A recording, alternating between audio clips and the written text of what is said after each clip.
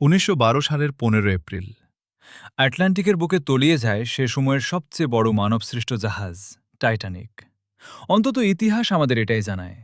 কিন্তু কি হবে যদি বলা হয় এই পুরো ঘটনাটি ছিল আধুনিক ইতিহাসের সবচেয়ে বড় সাজানো নাটক? কোনো হিমশৈল ছিল না, কোনো বিশালাকার জাহাজ অতলে হারিয়ে যায়নি।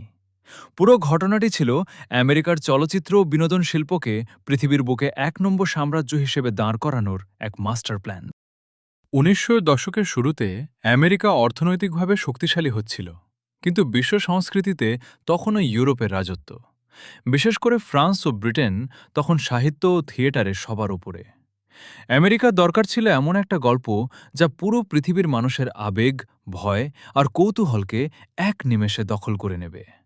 তারা বুঝতে পেরেছিল ভবিষ্যতে রাজত্ব করবে সিনেমা, আর সিনেমাকে জনপ্রিয় করতে হলে দরকার এক মহাকাব্যিক ট্র্যাজেডি। আপনি যদি ১৯১২ সালের খবরের কাগজগুলো টাইটানিক দুর্ঘটনা ঠিক পরপরই আমেরিকার সিনেমা ইন্ডাস্ট্রি চাঙ্গা হয়ে ওঠে।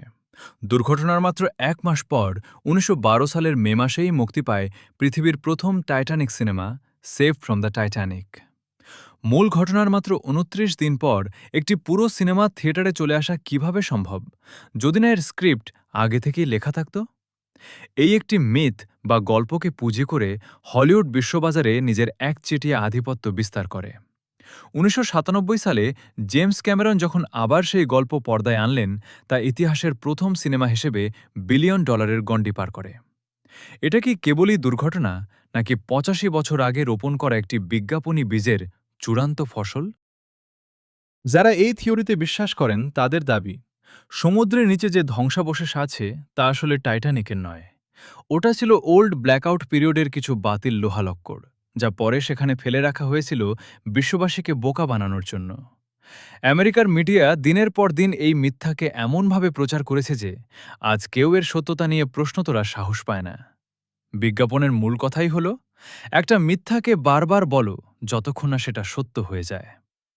টাইটানিক ছিল আমেরিকার তৈরি করা পৃথিবীর ইতিহাসের সবচেয়ে বড় মার্কেটিং স্টান্ট। এর উদ্দেশ্য কোনো জাহাজ চালানো ছিল না, এর উদ্দেশ্য ছিল মানুষের মগজ ধোলাই করে আমেরিকান বিনোদন শিল্পের দিকে সবাইকে আকৃষ্ট করা।